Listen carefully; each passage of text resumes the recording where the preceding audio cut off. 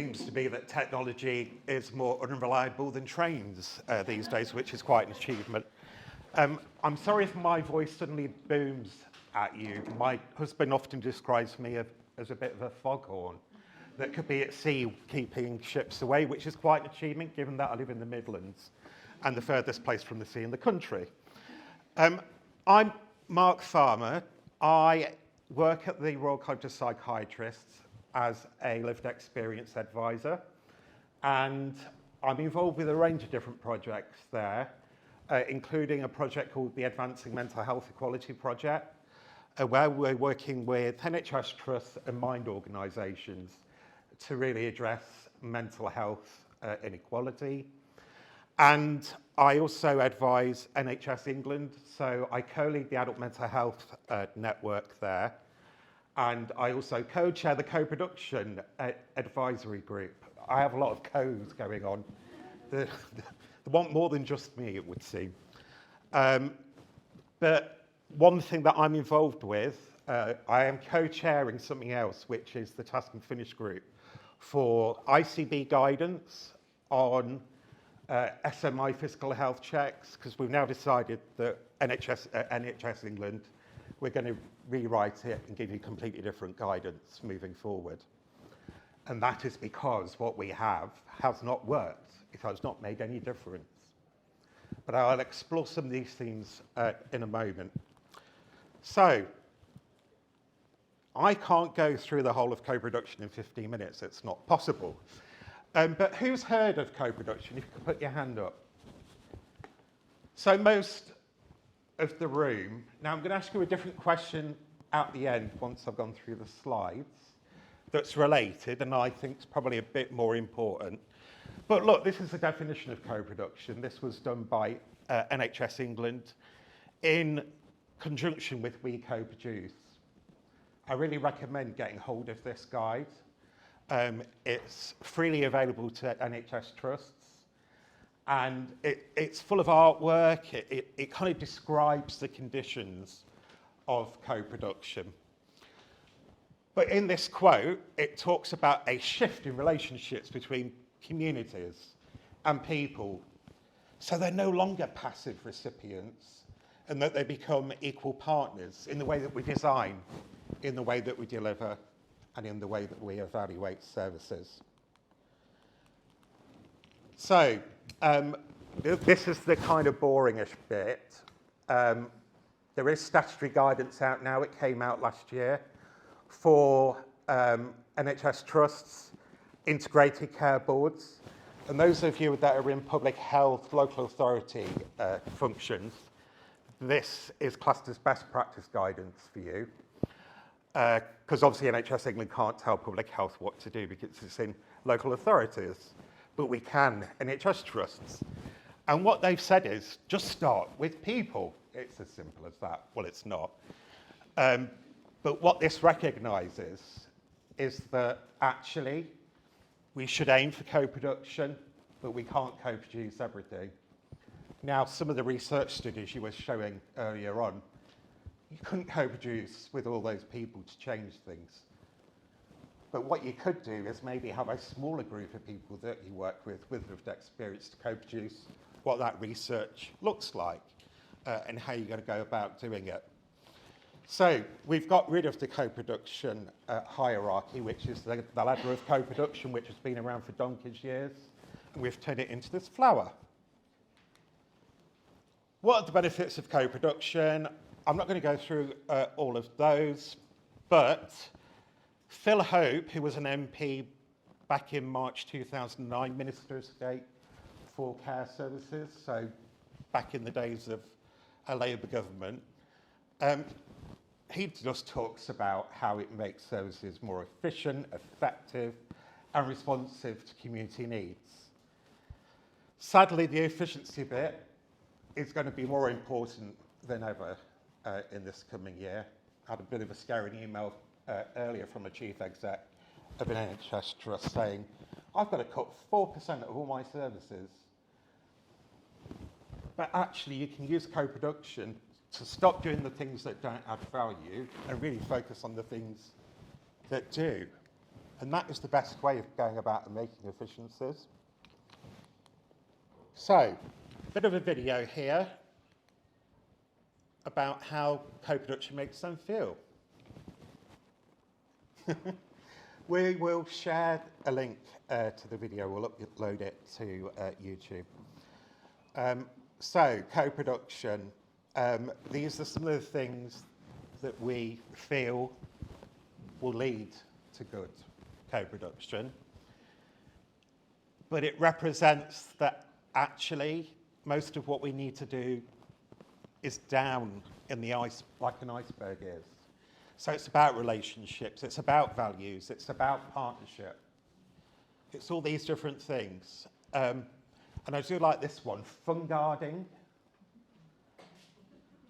Fun guarding. So just reminding ourselves that at work we should be having fun. And hopefully we can do that in co-production, and I know that we certainly do at the Royal College have fun with it.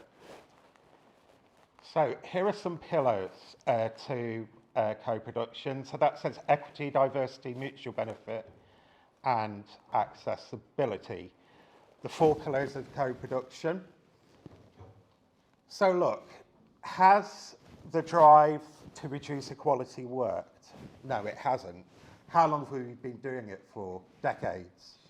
Why are we not making the change that we need to make? Because we keep doing the same things and getting the same results. How do we do it differently? Through co-production. Getting the people that are experiencing that equality to be leaders in changing it.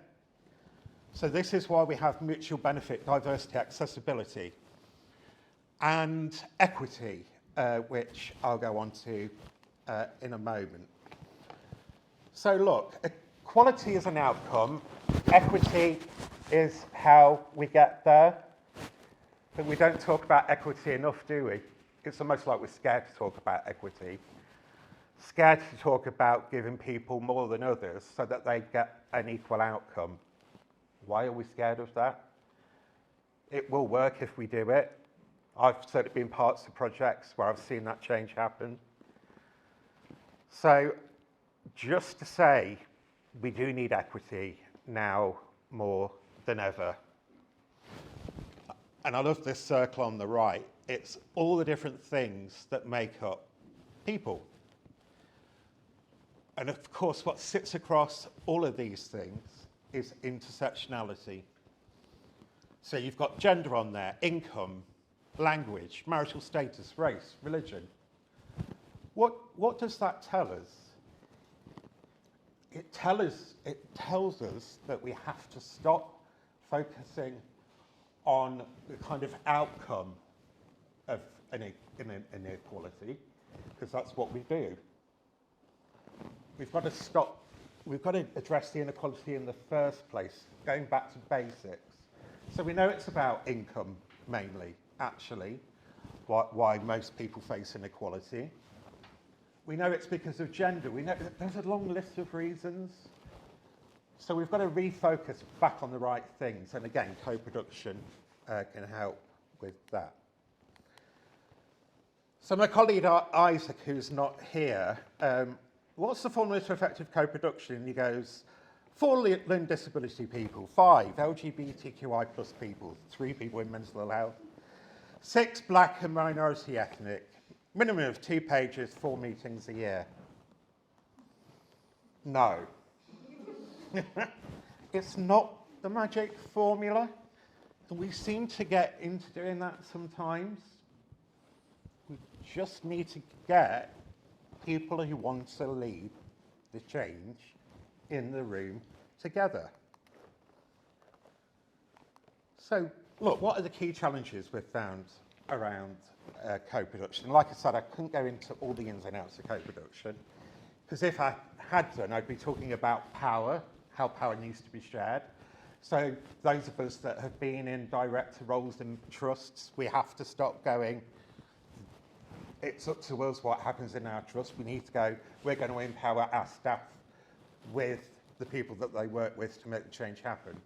I would tell you it's about relationships, where we need to build long-lasting relationships to make change happen, like you would any relationship in life. And I would say it's about risk. Risk where you've got each other's back. Risk where things might go wrong. Risk that will lead to innovation. Look, how many times do we hear about resources? Co-production is massively under-resourced. We've got to change that, regardless of what the funding picture says. We need to think about safeguarding participants, so we now talk about safe spaces, because some of this work can be quite triggering, hard to do. There's a lack of aftercare support. There's sometimes a lack of creativity. And I think with creativity, I think sometimes we go, right, we're going to have a meeting, we're going to invite these groups of people into the room, rather than going, right, let's get out into the community and let's talk to this group of people. And that certainly was an approach I used when I was helping to redevelop sexual health services for young people about 20 years ago. We got out to people rather than them come to us. When I was working in Bristol trying to improve, to reduce the amount of sexually transmitted infections, I had a pass that got me into all the nightclubs in Bristol, and I would go in and talk to people about improving their sexual health. It was a great pass to have, though, I can tell you. Especially when you're a student. And we have to remember that people are vulnerable, and that vulnerability could be that they don't have the resources themselves to take part in co-production and co-design. And I can't tell you how many times I hear people on £100,000 plus salaries going, no, we're expecting our people with lived experience to volunteer. No, how dare you say that, actually? We've got to turn that on its head. There should be people with lived experience at all levels of an organisation, and we're nowhere near that happening at the moment. So that's one of the things that you need to make good co-production happen. I won't go through all 5 key learning points, but I'll just go back to the phrase, it's that equality of partnership between everybody in a room. And that really does mean addressing power dynamics. And the final key learning point on this is see it, achieve it, and celebrate it. So when it does go well, tell people about it. Let's stop doing that very thing that we do in this country, which is we just focus on everything that's wrong. Let's get out there, make the change happen, and tell people about it. I won't talk about quality improvement in tobacco treatment because Emily did that. But that's my email address. I'd like you to bombard me with your ideas around serious mental illness, physical health checks, and how we can improve the outcomes of people with serious mental illness, because that's my main goal with the guidance. I want it to do that very thing, or else it's of no use in actuality. What we've done as well, we've left you with a load of slides that are hidden, which will be shared with you, which goes into co-production in more detail. But I would point you to these resources: the Art of Co-production, a Guerrilla Guide, Working Well Together, Royal College of Psychiatrists. That was put together a few years ago by people with lived experience and people at the college. And that statutory guidance that you're all supposed to be following now, which is called Working in Partnership with People and Communities. So, my final question. Having described co-production in the way that I've described it, put your hand up if you're thinking that you do co-production in the way that I've described. Yeah. Ah! Now, I did the speech the other week and I went, you know what co-production was? And nobody put their hand up. And it made it really difficult because I couldn't draw out any examples, but at least you all know about it. But how are we going to shift from knowing about it to making it happen? And perhaps when we do the question and answer session later, we can explore that in a bit more detail. But thank you for your time, everyone.